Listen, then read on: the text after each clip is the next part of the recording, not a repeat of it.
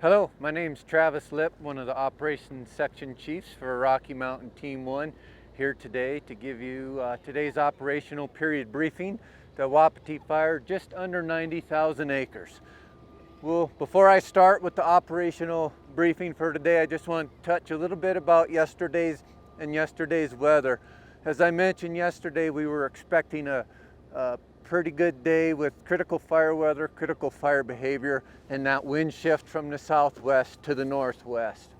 We did get the wind shift to the northwest, came in late yesterday afternoon, but the one thing that did really help fire behavior is most of the area for most of the day was pretty much smoked out. So we didn't have that direct sunlight throughout most of the fire area. It was really smoky. So that really limited the fire behavior yesterday. So with that, that allowed our folks to get a lot of good work done throughout the entire fire area yesterday. So we'll go ahead and go in and talk about today's operations. We'll start over in Branch 4. Our Structure West Division continues to get a lot of good work done. They continue to mop up and secure Bear Creek Summer Homes, Wapiti, Hanging Valley areas. A lot of good work done in there. We continue to have folks in there and will continue to have folks in there. One area where we did have some activity yesterday, the Warm Springs airstrip area. This fire continues to kind of back down the hill towards Highway 21 there. So we did have crews in here and they did do a little strategic firing yesterday, just keeping that fire square with Highway 21. What that does is just limit the intensity and reduces that intensity should it want to make a push across Highway 21. Folks will be in there again today, just keeping that fire north of 21 and the creek corridor in there and just keeping it square.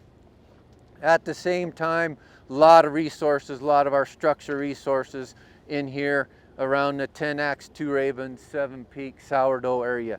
They're continuing to put in hand line, dozer line, and set up their structure defense systems.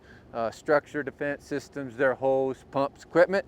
They're starting from the east side, 10 Axe area, and then they'll work west as they get supplies in, setting all of that up, coming through here, Middle Loman, and then work their way down to Loman. So a lot of good work done down here over in Branch 4. Okay. Continuing, moving up to the west, the Trout Lake area. You'll see this spot right here is all red. The one area where we had some good clean air yesterday was Trout Lake area. So we took advantage of those northwest winds and crews went in and initiated some firing from Highway 21 down the 401 road, down to the Trout Lake area and campground, securing that up with some hand ignitions. Also utilized UAS and did some aerial ignitions interior to help that firing. Moving up and around Boy Scout camp area to the north here. Got in there, we got that prep all completed. Structure defense, sprinkler systems set up around that area. So we're ready should the fire make a push to the north.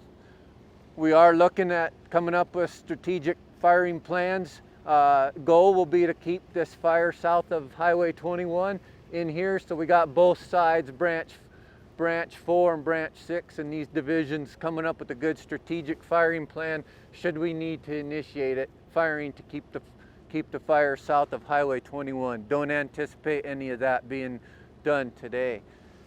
Continuing into Branch 6 on the east side, our division Papa folks were in here in the Stature Creek area along Highway 21. Again, as I mentioned down here when I talked about the Warm Springs airstrip, they're in here keeping this fire squared up along Highway 21. Again, what that does, that keeps the intensity pushing against 21, reduces that intensity, reduces the chances of it spotting across 21 and then wanting to make a push up towards the Boy Scout camp. Continuing down 21 all the way down Highway 21 past Homestead, Crooked Creek, Iron Creek communities, Crews continue to be spread out all along Highway 21, continuing to secure and mop up those areas, especially around the communities, Homestead, Crooked Creek, and Iron Creek. Speaking of Iron Creek community, just west of Iron Creek community, we did have a spot fire yesterday, about 2 acres. Had multiple crews and aircraft available. This was early on. They were able to jump on it, get it under control immediately, and mop it up. So that spot fire is all taken care of and secure. We'll have folks in there today to continue to mop that up. Talking about spots, we'll talk about the one from that happened 2 nights ago that was north of Iron Creek Road, that went north of Highway 21. Yesterday I told you we had the east side lined with our night resources. Yesterday's day resources continued and finished line construction completely around this spot fire. Then we had multiple crews, multiple engines and equipment in there all day mopping up and securing that. They'll be in there all day today mopping up and securing. We're anticipating by end of shift today that will be looking really good. Our structure defense folks, they continue to be spread out through all these communities mopping up. At the same time, I do want to mention Lower Stanley. We got engines in there continuing to do some structure defense prep around those homes and communities in there.